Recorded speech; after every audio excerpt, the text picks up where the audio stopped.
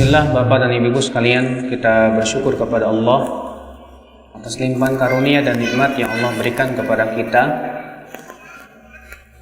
Sore hari ini kita berkumpul di majelis ta'lim. Ya, insyaallah mudah-mudahan majelis kita majelis yang dirahmati oleh Allah, yang diberkahi oleh Allah Subhanahu wa taala. Pada sore hari ini kita akan membahas tentang meluruskan pemahaman tentang Ahlus Sunnah.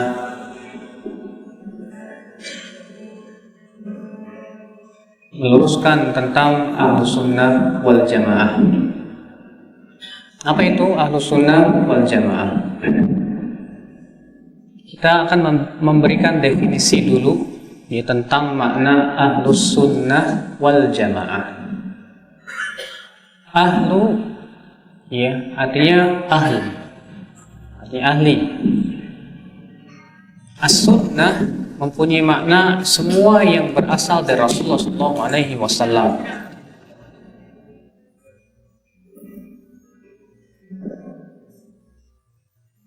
Semua yang berasal dari Rasulullah SAW, baik perkataan, perbuatan, maupun persetujuan Rasulullah SAW.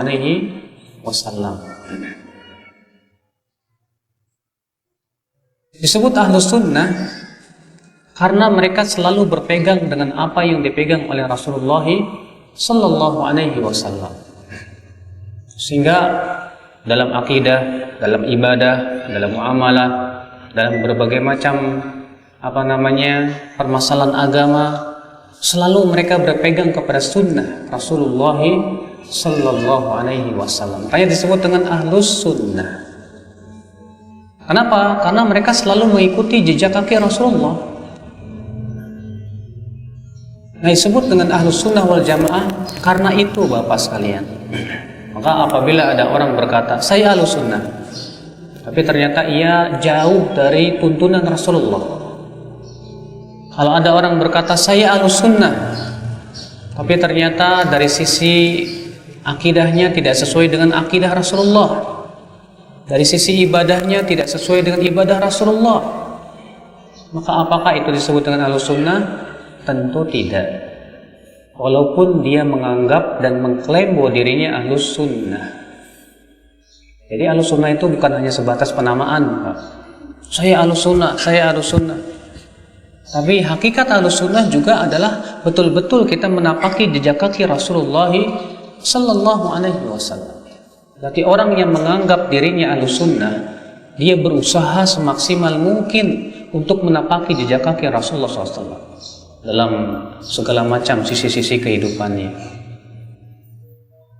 Ahlus Sunnah wal Jamaah. Apa itu al-Jamaah? Al-Jamaah secara makna lugawi bahasa Arab ya, artinya mengumpulkan. Kenapa mereka disebut dengan al-Jamaah? Sebagian ulama mengatakan disebut al-Jamaah karena mereka selalu berusaha untuk mempersatukan dan melarang berpecah belah.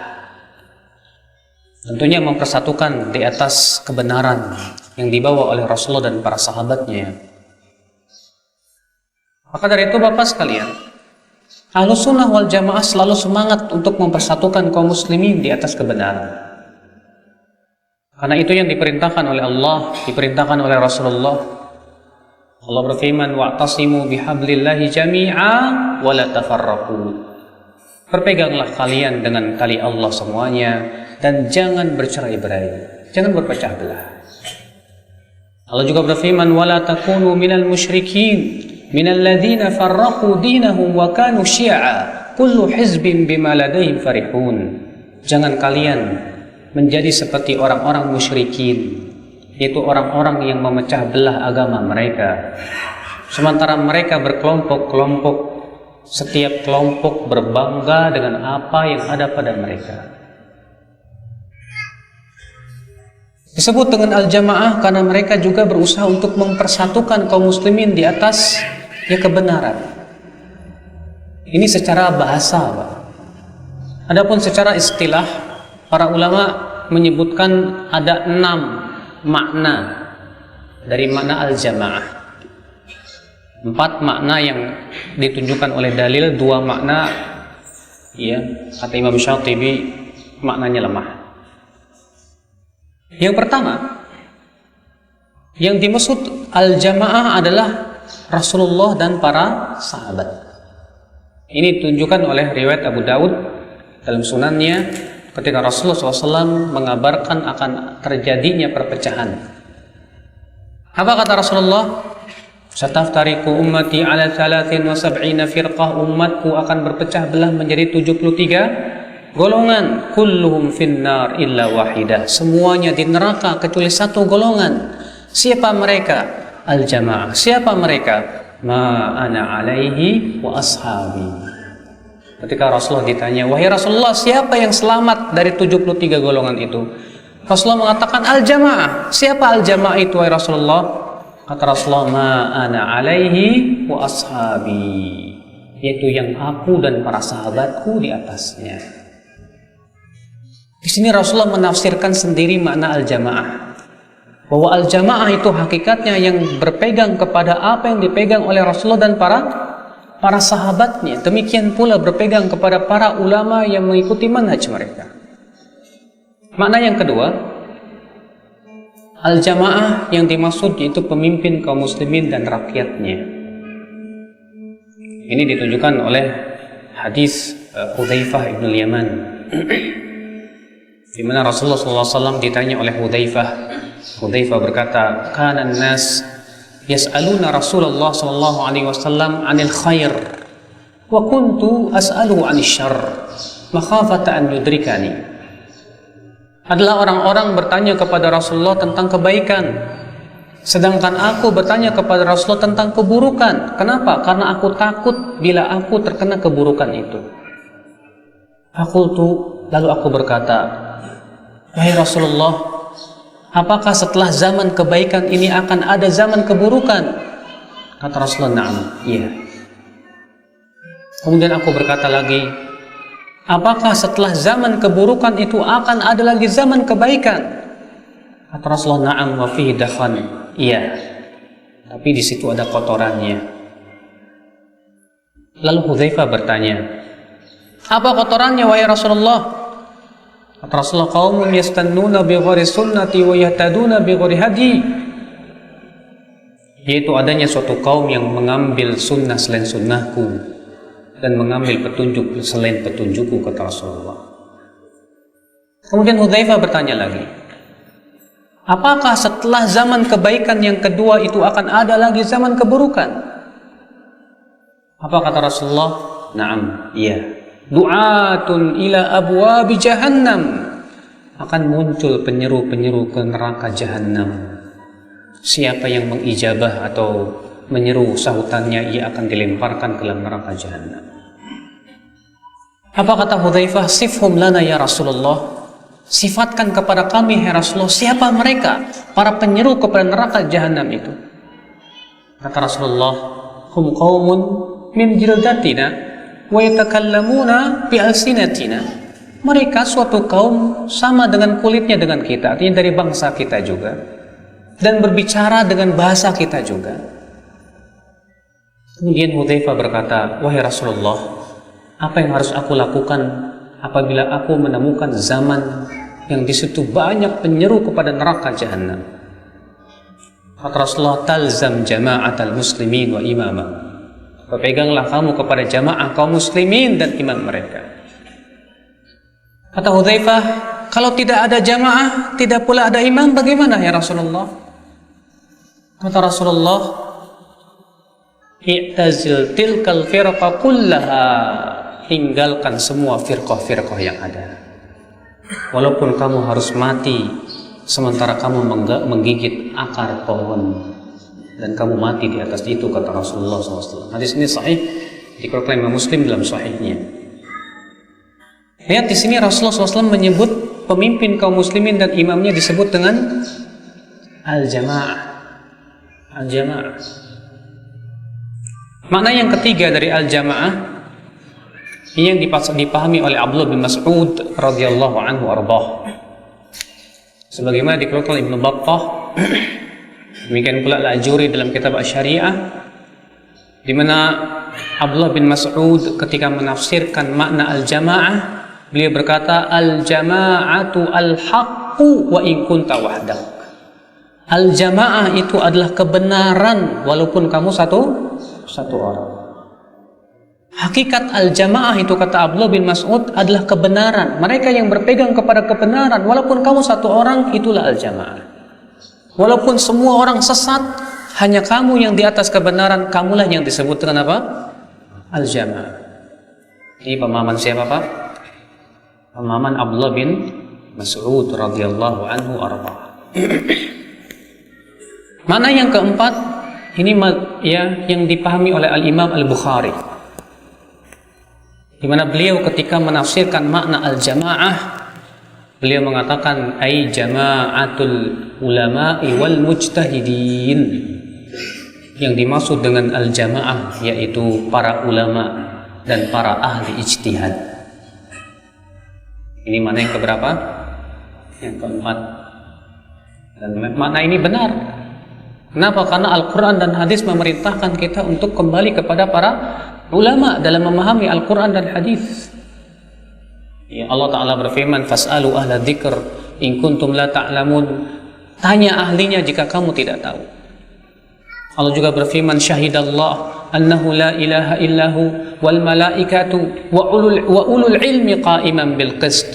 Allah bersaksi bahwa tidak ada ilah yang berhak disembah kecuali Dia. Demikian pula para malaikat bersaksi dan para ahli ilmu pun bersaksi. Ini menunjukkan akan kedudukan para ulama.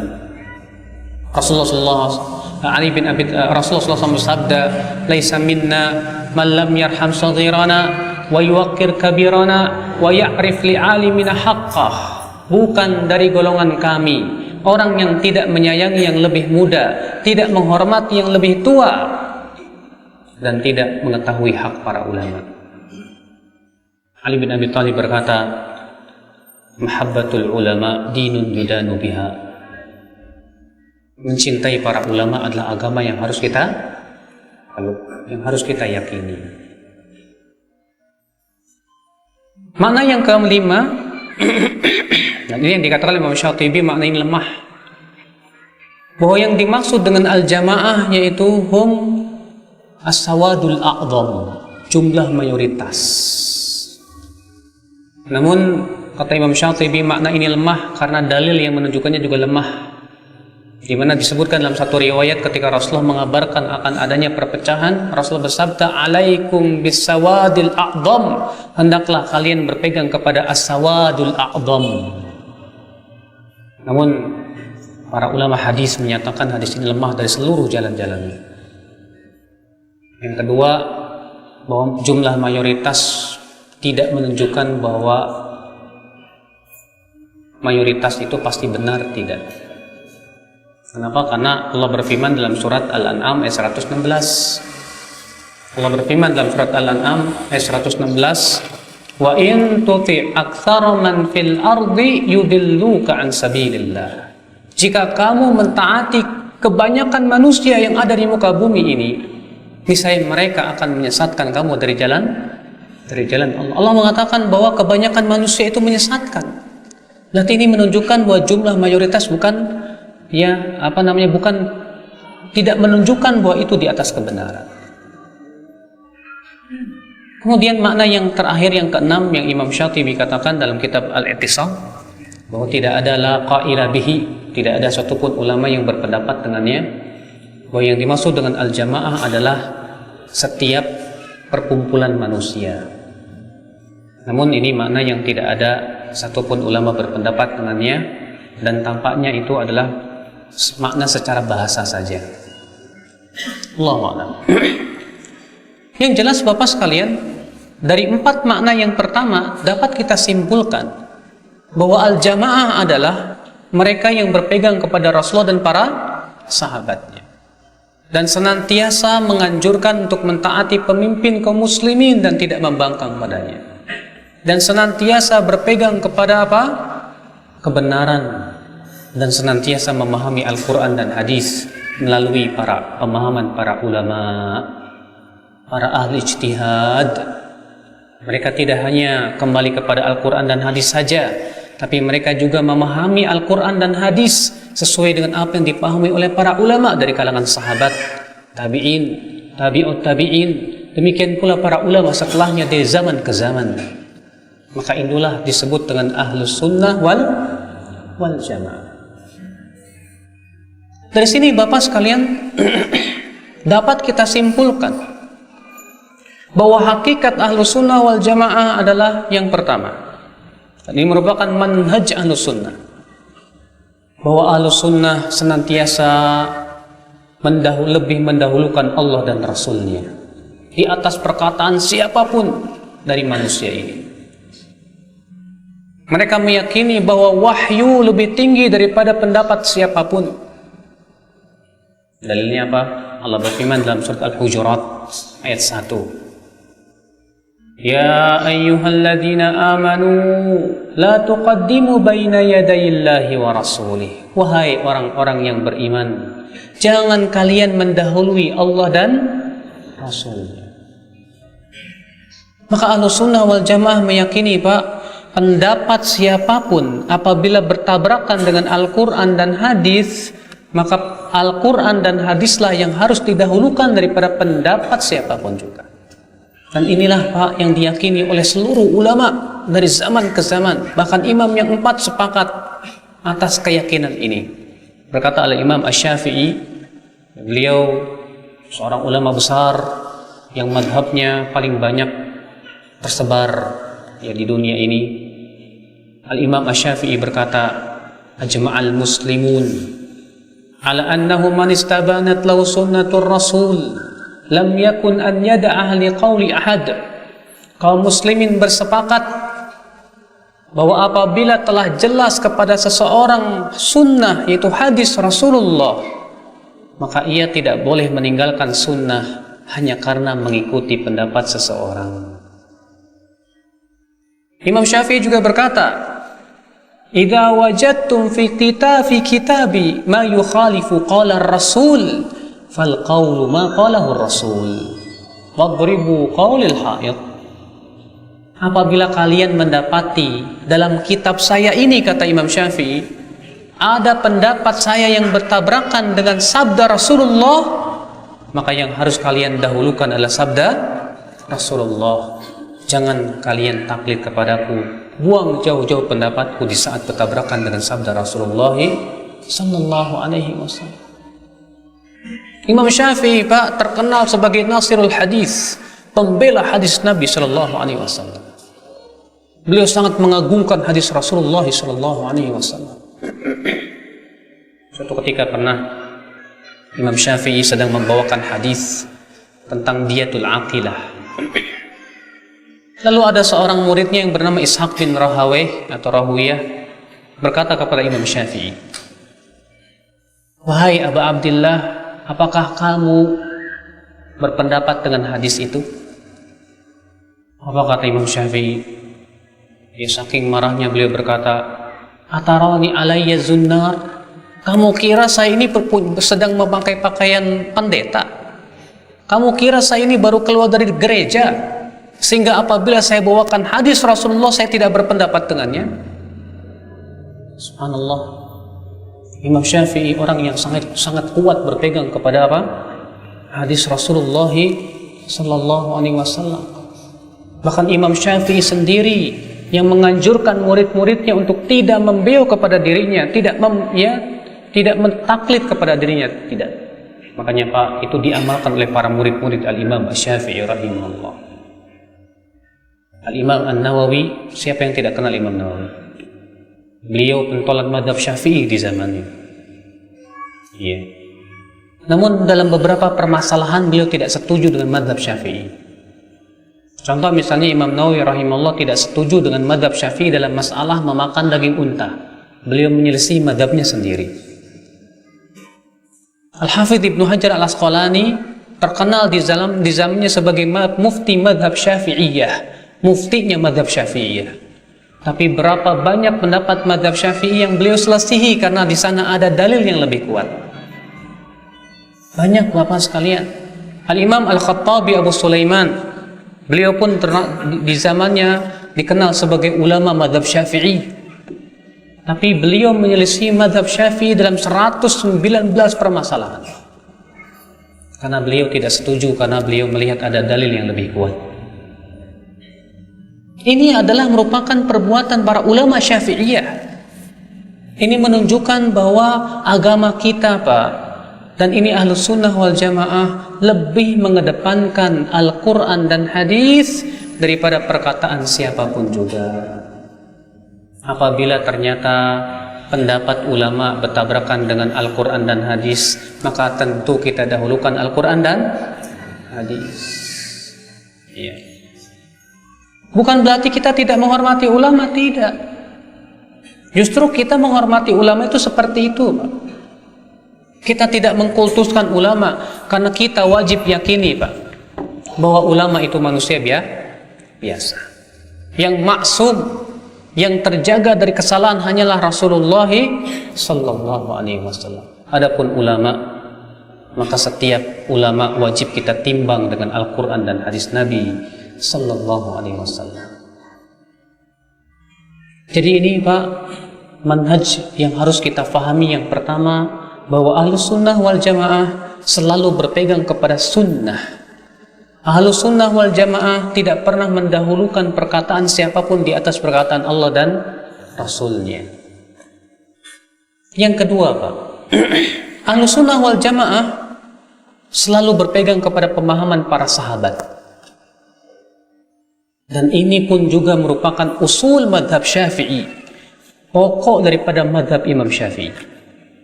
Siapa saja yang pernah mempelajari tentang pokok madhab Syafi'i, dia akan dapati bahwa madhab Syafi'i berpegang kepada pemahaman para sahabat. Al-Imam Ibnu Qayyim dalam kitab I'lamul Muwaqqi'in, ketika beliau membawakan perkataan Al-Imam Asy-Syafi'i memuji para sahabat, apa kata Imam Syafi'i? Kata Imam Syafi'i, "Wahum fawqana fi kulli ilmin wa aqlin wa wara'in wa ijtihadin wa istinbatin wa istidrak."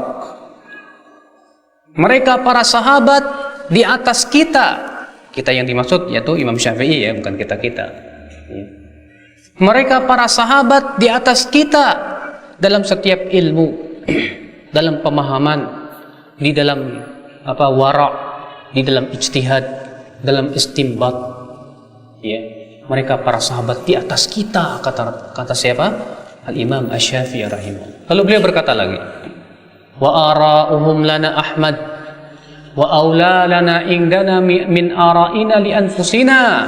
Pendapat para sahabat lebih terpuji buat kita dan lebih layak untuk kita ikuti daripada pendapat kita sendiri.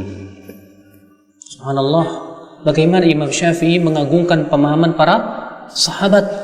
Bahkan beliau mempunyai keyakinan, beliau berkata, wa in ijtama'u ala syai'in fahuwa hujjatun. Apabila para sahabat bersepakat dalam suatu permasalahan, maka itu hujah yang harus diambil, kata beliau. Dan apabila ada seorang sahabat berpendapat dan ternyata tidak diketahui adanya penyelisihan dari sahabat yang lain, maka kata Imam Syafi'i, fahuwa aidan indana hujjah, maka menurut kami itu pun juga hujjah. Wa in ikhtalafu, tapi kalau para sahabat berselisih, ya, apa kata Imam Syafi'i? Maka kita ambil mana yang lebih dekat kepada dalil. Inilah, Pak, pokok madhab Imam Syafi'i rahimahullah.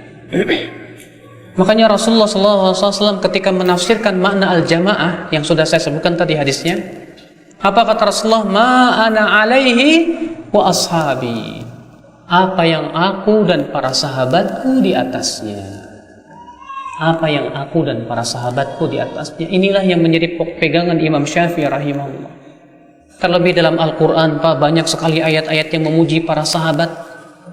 Buka oleh Bapak surat At-Taubah ayat 100. Allah berfirman, was-sabiquna al-awwaluna minal muhajirin wal ansar walladzina taba'uuhum bi ihsan radhiyallahu anhum wa radu an. Dan orang-orang yang pertama kali masuk Islam dari kalangan muhajirin dan ansar, dan orang-orang yang mengikuti mereka. Mereka di sini siapa maksudnya? Muhajirin dan ansar. radhiyallahu anhum, Allah ridho kepada mereka. Lihat di sini Allah menyatakan keridhoannya kepada siapa? Kepada muhajirin dan ansar dan orang-orang yang mengikuti mereka. Allah ridho kepada mereka dan mereka pun ridho kepada Allah. Berarti ayat ini memerintahkan kita berpegang kepada pemahaman siapa? Para sahabat Rasulullah sallallahu alaihi wasallam. Al-Imam At-Tahawi juga dalam kitab Mushkilul Athar meriwayatkan dengan sanad yang sahih bahwasanya Rasulullah SAW bersabda, innaha satakunu fitan, sesungguhnya nanti akan muncul fitnah. Akan muncul apa? Fitnah. Kemudian para sahabat berkata, famadza nasna'u ya Rasulullah, apa yang harus kami lakukan wahai Rasulullah ketika munculnya fitnah tersebut? Apa kata Rasulullah? Tarji'una ila amrikumul awwal, kembalilah kalian kepada urusan kalian yang pertama. Urusan yang pertama siapa Pak kalau bukan sahabat Rasulullah sallallahu alaihi wasallam? Maka dari itulah Pak, coba kita lihat penafsiran Al-Quran dan hadis sesuai tidak dengan penafsiran para sahabat, para tabi'in dan para ulama. Ini manhaj yang harus kita pahami. Yang ketiga, bahwa Ahlussunnah wal Jamaah memerintahkan umat Islam untuk mencintai ulama. Ahlussunnah wal Jamaah memerintahkan umat Islam untuk mengambil para ulama sebagai wasilah untuk memahami Al-Quran dan hadis. Ulama bagaikan bintang. Kalau Bapak pergi ke Mekah, butuh bintang sebagai kompas. Maka karena ulama itu bagaikan bintang, maka kita jadikan ulama sebagai kompas kita untuk memahami Al-Quran dan hadis Nabi Sallallahu Alaihi Wasallam. Apabila para ulama bersepakat, tapi ingat Pak ya, kesepakatan yang dimaksud di sini bukan kesepakatan ulama di daerah tertentu, enggak. Tapi kesepakatan ulama seluruh dunia. Makanya kalau misalnya ulama Aceh bersepakat, bukan dalil. Ulama Indonesia bersepakat, bukan dalil. Kesepakatan yang dimaksud ulama seluruh dunia. Yang disebutkan dalam hadis Nabi SAW, lan tajtami'a ummati ala dhalalah, umatku tidak mungkin bersepakat di atas kesesatan. Umatku artinya umatku secara keseluruhan, bukan sebagian-sebagian. Maka Bapak sekalian, apabila para ulama bersepakat, wajib kita terima. Karena kesepakatan ulama pasti benar, tidak mungkin salah. Imam Syafi'i rahimahullah berdalil dengan sebuah ayat dalam Al-Quran dalam surat An-Nisa yang menunjukkan bahwasanya ijma' kesepakatan ulama itu wajib diambil. Itu Allah berfirman dalam surat An-Nisa, wa may yushaqiqir rasul min ba'di ma tabayyana lahul huda wa yattabi' ghayra sabilil mu'minin nuwallihi ma tawalla wa nuslihi jahannam wa sa'at masira. Wa may yushaqiqir rasul, siapa yang menyelisih Rasul setelah jelas kepada dia petunjuk dan mengikuti jalan selain jalan kaum mukminin, maka kami akan biarkan ia leluasa dalam kesesatannya dan kami akan bakar ia dengan neraka jahanam, dan itu seburuk-buruknya tempat kembali. Kata Imam Syafi'i, firman Allah di sini, siapa yang menyelisih Rasul dan mengikuti jalan selain jalan kaum mukminin, kata Imam Syafi'i, artinya menyelisih jalan kaum mukminin secara keseluruhan, kesepakatan mereka, ijma' mereka. Nah, sekarang kalau para ulama berbeda pendapat, gimana Pak? Apa yang harus kita lakukan apabila para ulama berbeda pendapat? Di dunia Islam ada 4 madhab yang terkenal. Apa saja Pak? Madhab? Hah? Siapa yang tahu? Kasih hadiah. Yang pertama madhab apa? Hanafi. Yang kedua Maliki. Yang ketiga Syafi'i. Yang keempat Hambali. Madhab Hanafi, imamnya siapa? Abu Hanifah Nu'man bin Thabit yang wafat pada tahun 150 Hijriah. Madhab Al-Imam Maliki, imamnya Malik bin Anas, Imam Darul Hijrah yang wafat pada tahun 179 Hijriah. Dan Imam Malik ini gurunya Imam Syafi'i. Kepada Imam Malik lah Imam Syafi'i banyak belajar tentang hadis, ya, terutama kitab Muwatta. Kemudian Imam Syafi'i rahimahullah yang mengembangkan ketika telah sampai kepada derajat ijtihad, beliau banyak menyelisih pendapat gurunya Imam Malik rahimahullah. Kemudian mazhab yang keempat siapa? Hambali. Imamnya siapa? Imam Ahmad bin Hanbal. Dan Imam Ahmad bin Hanbal ini muridnya Imam Syafi'i. Imam Malik gurunya Imam Syafi'i. Imam Syafi'i gurunya siapa? Imam Ahmad. Dan Imam Ahmad ketika telah sampai ke derajat ijtihad, beliau banyak menyelisih pendapat gurunya Imam Syafi'i. Dan ini merupakan saksi yang paling besar, Pak, bahwa kita tidak perkataan orang yang mengatakan kita harus satu madhab, pendapat aneh. Sebab kalau dikatakan kita harus satu madhab, kenapa Imam Syafi'i tidak ikut madhab Maliki? Di zaman Imam Syafi'i hidup ada dua madhab, madhab Hanafi dan madhab apa? Maliki. Kalau dikatakan wajib satu madhab, harusnya Imam Syafi'i harus memilih dong salah satunya. Kalau enggak Maliki atau Hanafi. Tapi ternyata Imam Syafi'i mendirikan madhab sendiri dengan pendapat-pendapat dan ijtihadnya sendiri.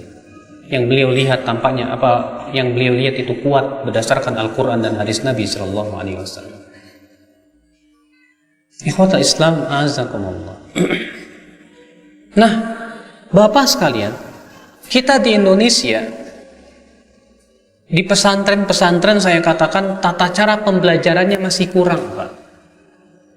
Karena di pesantren-pesantren itu, maaf ya, masih berkutat pada kitab satu madhab. Pelajari Safinatun Najah.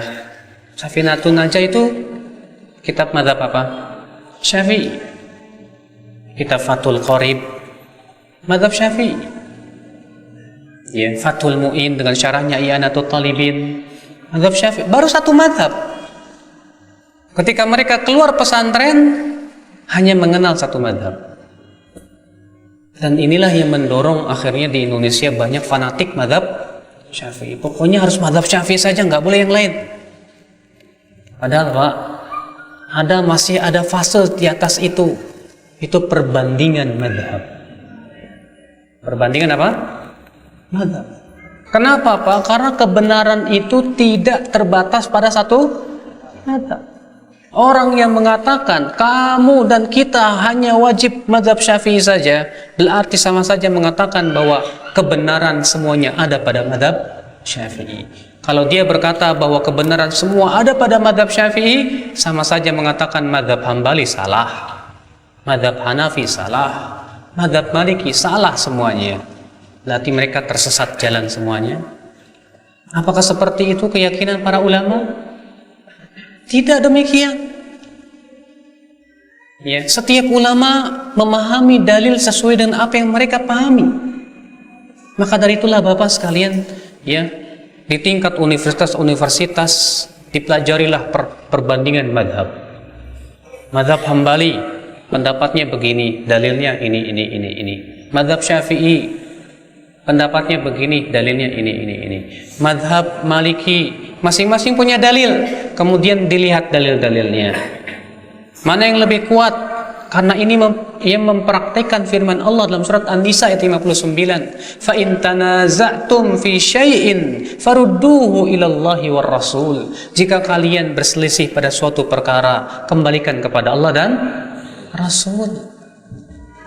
Makanya Bapak sekalian, subhanallah ya, imam yang empat ini, Imam Abu Hanifah, Imam Syafi'i, Imam Maliki, Imam Hambali, semuanya sepakat Pak untuk mereka tidak taklid kepada seorang pun kecuali mereka melihat dalilnya dari Al-Quran dan hadis Nabi Sallallahu Alaihi wasallam.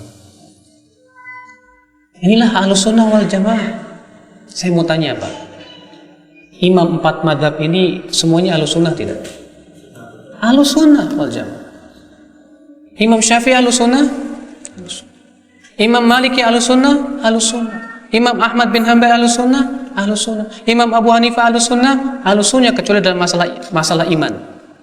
Ada sedikit perbedaan beliau dengan madhab Ahlussunnah wal Jamaah. Karena Abu Hanifah itu lebih condong kepada murji'ah dalam masalah iman. Ikhwatul Islam azakumullah.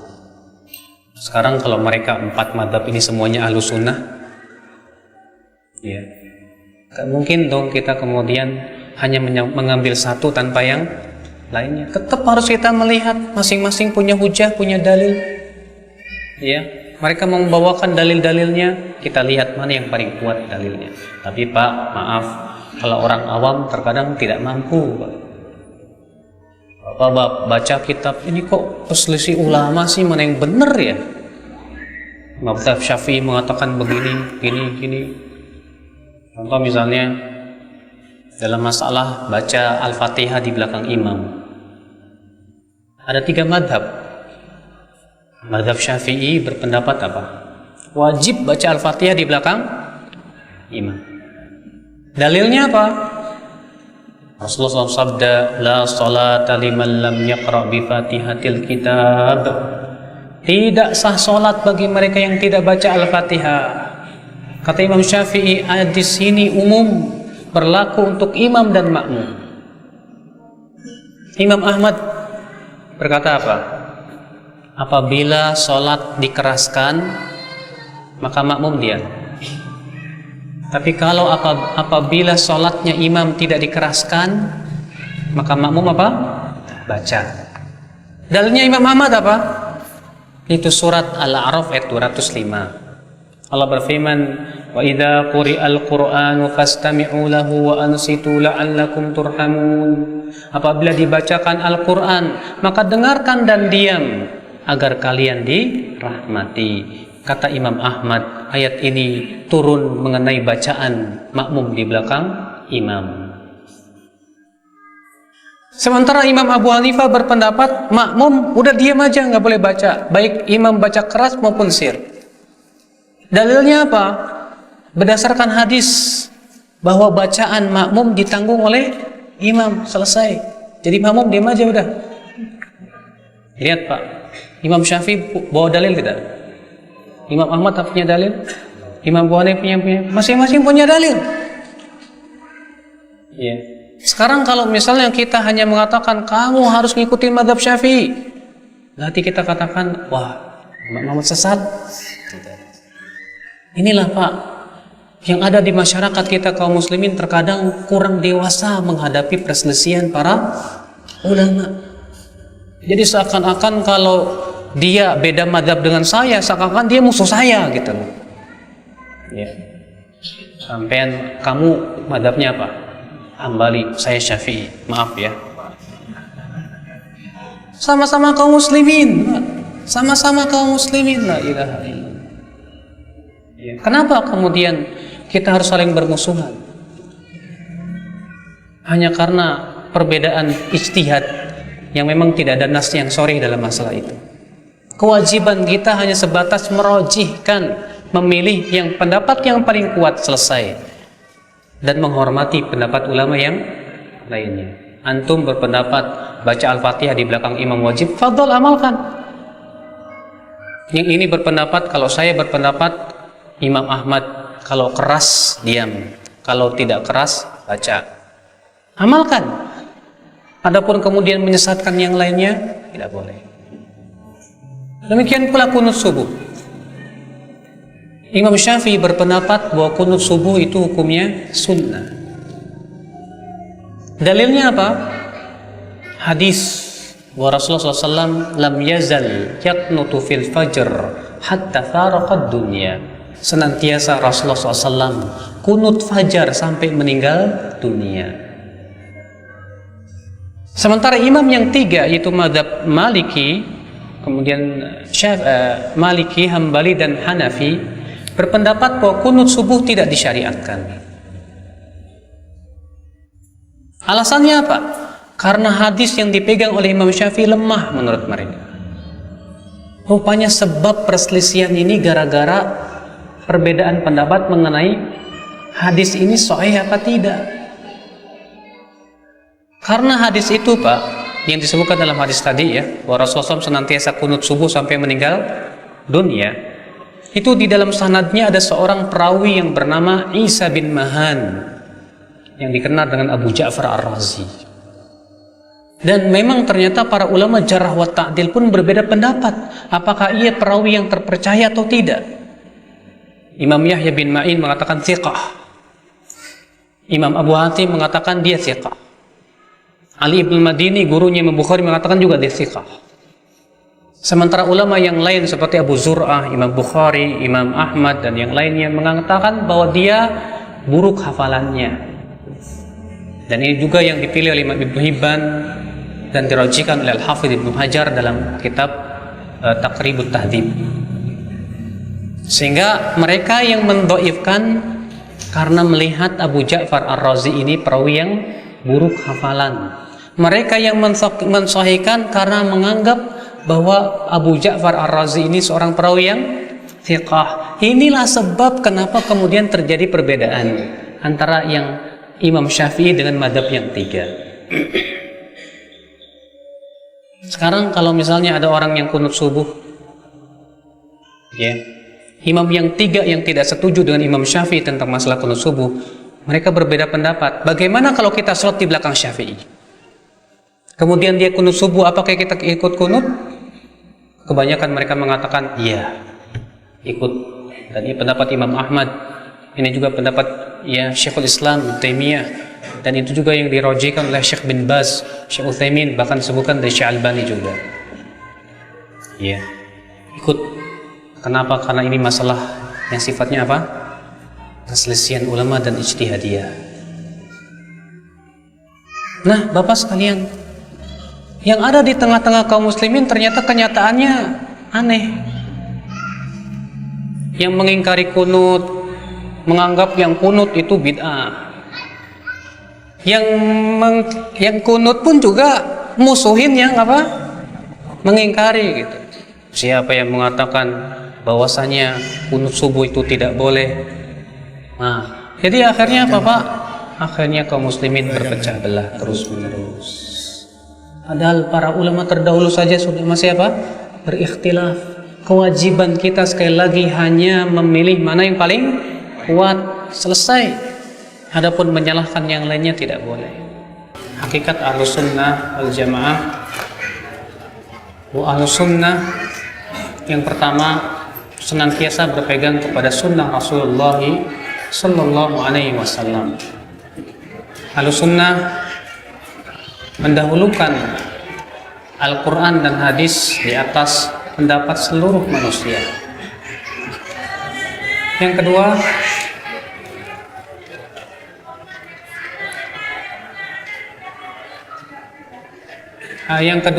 bahwa Ahlussunnah wal Jamaah berpegang kepada pemahaman para sahabat, para tabi'in, para tabi'ut tabi'in. Demikian pula para ulama yang mengikuti metode mereka ya dari generasi ke generasi. Makanya Ahlussunnah wal Jamaah, Bapak sekalian, dalam memahami Al-Quran dan hadis tidak mencukupkan pemahaman sendiri. Ahlussunnah wal Jamaah dalam memahami Al-Quran dan hadis hendaknya kita melihat bagaimana pemahaman para ulama.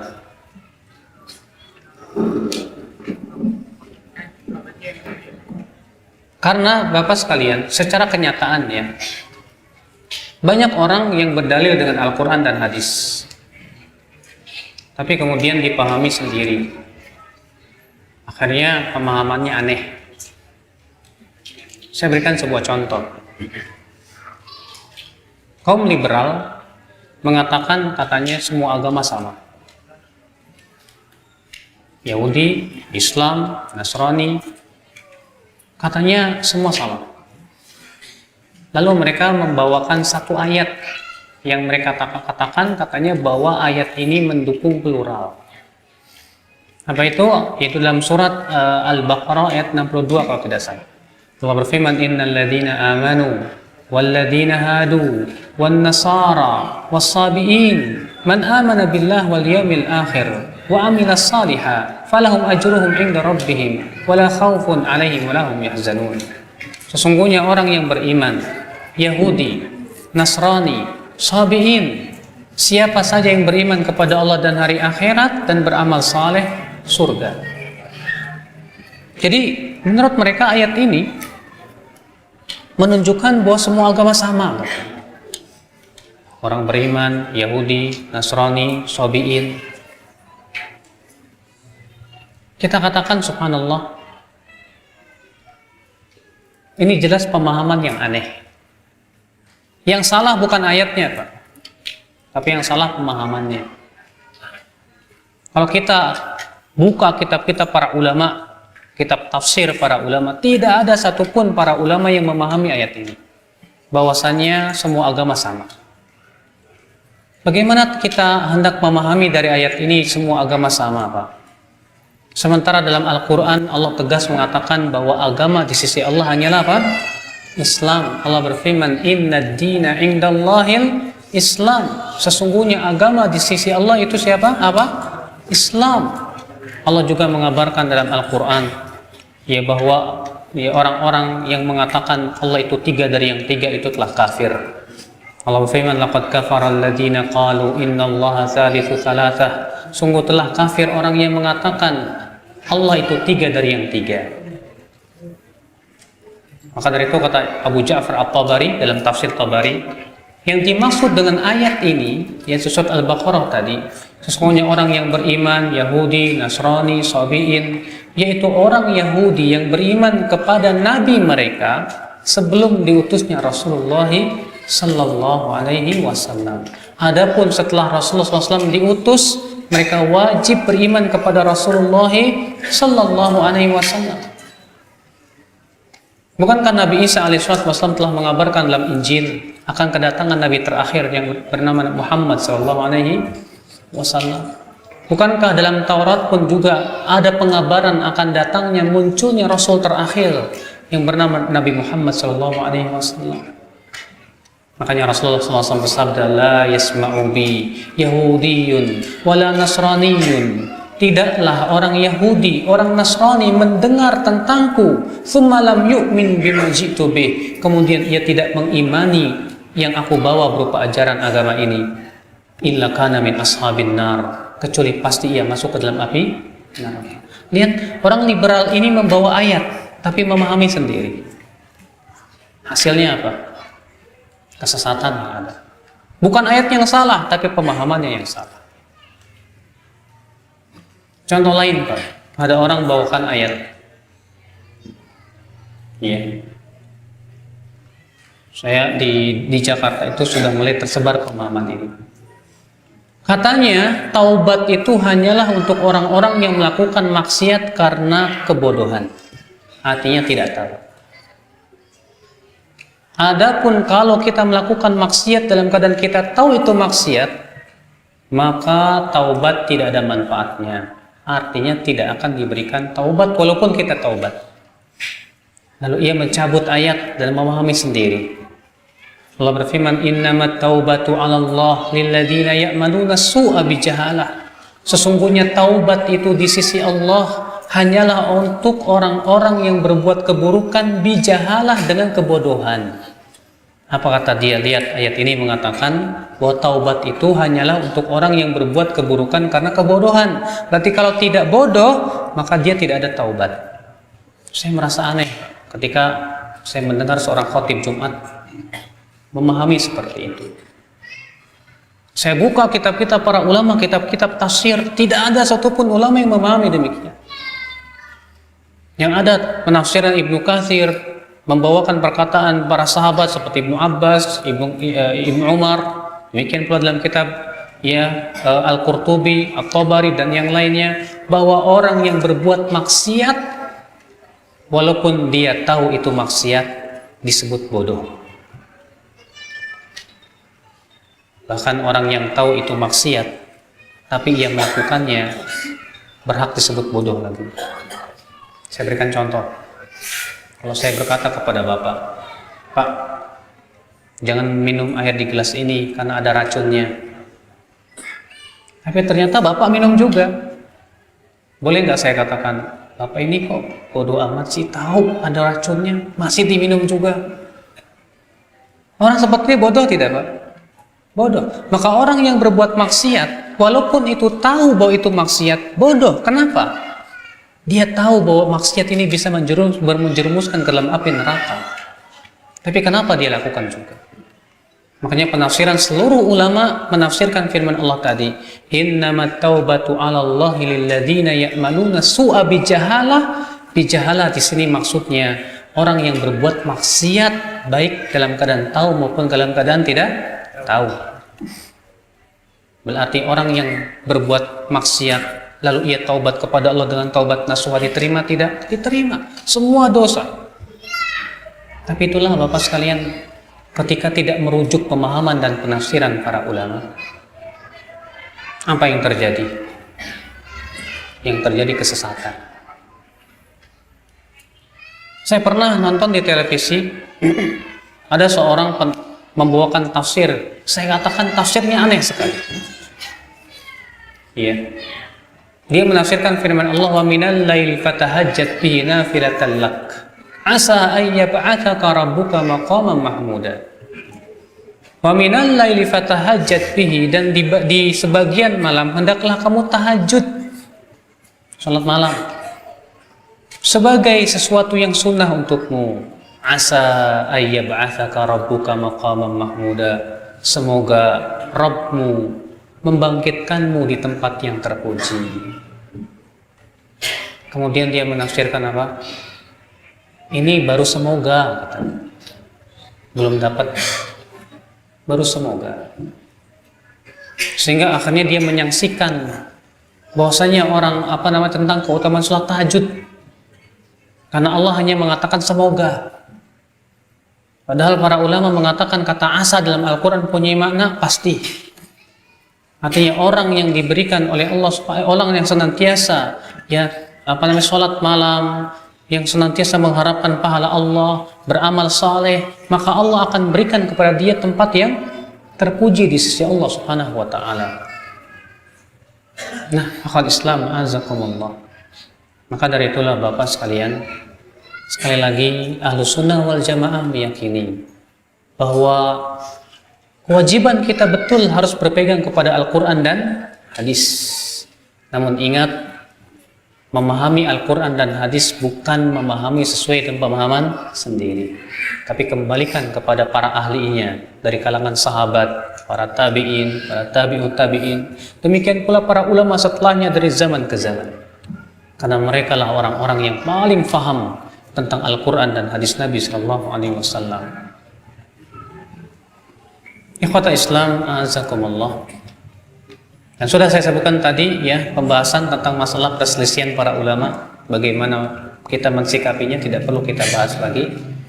Yang jelas inilah Pak, orang yang mengaku dirinya Ahlussunnah wal Jamaah, dia harus berusaha berpegang kepada sunnah Rasulullah dalam seluruh sisi. Dalam akhlak, coba kita ikuti akhlak Rasulullah SAW. Kadang kita melihat sebagian orang yang berpegang kepada sunnah, tapi dari sisi akhlak kurang. Bertemu dengan sesama kaum muslimin, boro-boro senyum, boro-boro apa. Padahal kata Rasulullah, at-tabassum fi wajhi akhika sadaqah. Tersenyum di wajah saudaramu apa? Sedekah.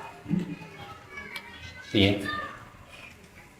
Rasulullah SAW menganjurkan kita untuk menebarkan salam. Afsyus salam bainakum. Sebarkan salam di antara kalian. Karena salam itu bisa menumbuhkan rasa kasih sayang dan cinta. Kata Rasulullah, la tadkhulunal jannah hatta tu'minu wa la tu'minu hatta tahabbu. Kalian tidak masuk surga sampai kalian beriman, dan kalian tidak beriman sampai kalian saling mencintai. Awala adullukum ala syai'in idza fa'altumu tahabbtum. Maukah aku sampaikan kepada kalian, aku tunjukkan kalian kepada sesuatu yang apabila kalian lakukan kalian akan saling mencintai. Afsyus salam bainakum. Tebarkan apa? Salam. Rasulullah menganjurkan umatnya untuk bersikap lemah lembut. tetap ya kepada sesama muslim. Allah Ta'ala ketika menyebutkan tentang sifat kaum mukminin di dalam surat Al-Maidah itu, ya, Allah mengatakan apa? Demikian pula ketika mensifati para sahabat dalam surat Al-Fatah, ruhama'u bainahum, mereka saling berkasih sayang di antara mereka. Walaupun tentunya Pak, kasih sayang pun harus dipahami dengan benar. Bapak sayang sama anak, sayang. Tapi kalau anak Bapak main api, kira-kira Bapak biarkan atau Bapak cegah? Cegahlah. Saya sayang sama anak saya, biarin aja dia main api, kebakar juga nggak apa-apa. Jangan, bukan seperti itu kasih sayang. Kita ambil apinya, walaupun si anak nangis nggak apa-apa. Ketika kita melihat teman kita berbuat maksiat, kita tegur. Ketika kita melihat teman, ya saudara kita, sesama muslim, yang melakukan perbuatan yang bisa menjerumuskan ke dalam api neraka, kita selamatkan. Karena itu adalah bentuk daripada kasih sayang kita kepada dia. Itulah hakikat kasih sayang Bapak sekalian. Maka kita, Bapak sekalian, ya, sesama kaum muslimin saling berkasih sayang. Rasulullah SAW menganjurkan kita untuk berlemah lembut. Beliau bersabda, alaika birrifq, hendaklah kalian bersikap lemah lembut. Fa inna rifqa la yakunu fi syai'in illa zanah, wa la yunza'u min syai'in illa syanah. Karena kelemah lembutan itu tidaklah ada pada sesuatu kecuali ia akan menghiasinya, dan tidaklah dicabut dari sesuatu kecuali ia akan merusaknya, mencorengnya. Bahkan Pak, ya, terkadang pemikiran yang menyimpang saja kalau dibungkus dengan kelemah lembutan jadi indah ya Pak. Di Jawa, di beberapa tempat kristenisasi berhasil. Kenapa? Karena lemah lembut. Ya, misionaris datang kepada kaum muslimin yang miskin dengan senyuman, dengan bantuan. Akhirnya banyak umat Islam yang terpedaya. Di Gunung Kidul Pak, di Jawa Tengah, ada sebuah desa tadinya 99% muslim, namun sayang rata-rata miskin. Datanglah misionaris menawarkan berbagai macam kesenangan dunia dengan penuh kelembutan dan senyum. Sekarang 99% Nasrani. Yang tadinya 99% kaum muslim, sekarang berubah 180 derajat, 99% apa? Nasrani. Muslim tinggal 1%. Kenyataan. Ya. Kalau ternyata mereka bisa bersikap lemah lembut, kenapa kita tidak? Terkadang kita akhlak sesama kaum muslimin tidak ada kelemah lembutan, Pak. Saling sikat, saling sikut. Allahul musta'an wa alaihi tiklan. Pada Rasulullah SAW menganjurkan kita untuk berlemah lembut, terutama sesama kaum muslimin. Kalau ternyata ada saudara kita misalnya tersesat jalan, selamatkan, bimbing ia kepada jalan kebenaran. Apabila kita lihat saudara kita ada yang tidak tahu, ajarkan, pahamkan. Nah, akal Islam, kalau kita mengaku ahlu sunnah wal jamaah, berakhlaklah dengan akhlak sunnah Rasulullah Sallallahu Alaihi Wasallam. Islam agama akhlak, Pak. Islam satu-satunya agama yang sangat memperhatikan tentang adab. Adakah dalam agama lain yang mengajarkan adab sedetail mungkin kecuali Islam? Maka dari itulah Bapak sekalian, ya, sekali lagi ahlu sunnah wal jamaah bukan sebatas mengaku-ngaku. Saya ahlu sunnah. Kalau cuma ngaku semua orang bisa. Saya ahlu sunnah. Tapi bagaimana perilaku kita? Sesuai dengan sunnah atau tidak? Saya ahlu sunnah. Bagaimana ibadah kita? Sesuai dengan sunnah Rasul atau tidak? Akidah kita, muamalah kita, akhlak kita. Cobalah Bapak sekalian, setiap kita yang mengaku diri ahlu sunnah berusaha mempelajari hakikat sunnah Rasulullah SAW. Ini ngaku ahlu sunnah, makan saja pakai tangan kiri, minum pakai tangan kiri, gimana? Padahal Rasulullah SAW mengatakan apa? Makanlah dengan tangan kanan, minum tangan kanan, karena setan yang makan dan minum dengan tangan kiri. Kita enak aja, sebelah kanan makan, sebelah kiri minum. Plus. Gak sadar kalau dia setan ikut makan itu. Iya. Padahal kita mengaku saya Ahlussunnah. Tapi kalau kamu Ahlussunnah, ikutlah sunnah Rasul. Rasulullah SAW menganjurkan kita makan dengan tangan kanan. Rasulullah SAW menganjurkan kita, ya apabila makan baca Bismillah pakai tangan kanan. Kemudian apabila kita tidur diajarkan bagaimana adab-adabnya, doa-doanya, bagaimana pakaian sesuai dengan sunnah Rasul, bagaimana. Nah, kalau kita memang mengaku Ahlussunnah wal Jamaah, tunjukkan bahwa memang kita betul-betul Ahlussunnah wal Jamaah dalam sikap kita, di dalam akhlak kita, dalam muamalah kita, dalam ibadah kita, demikian pula di dalam akidah kita. Allahu a'lam. Mudah-mudahan yang saya sampaikan bermanfaat Bapak sekalian, yang memberikan pencerahan tentang hakikat siapa itu Ahlussunnah wal Jamaah. Bahwa Ahlussunnah wal Jamaah ya sebuah manhaj yang agung, manhaj yang dibawa oleh Rasulullah dan para sahabat, yang senantiasa dipegang oleh para ulama setelahnya, dan itu manhajnya Imam Syafi'i, Imam Malik, Imam Abu Hanifah, Imam Ahmad bin Hanbal, demikian pula Imam Bukhari, Muslim, Abu Daud, Tirmidzi, dan para ulama setelahnya yang mengikuti metode mereka dari zaman ke zaman.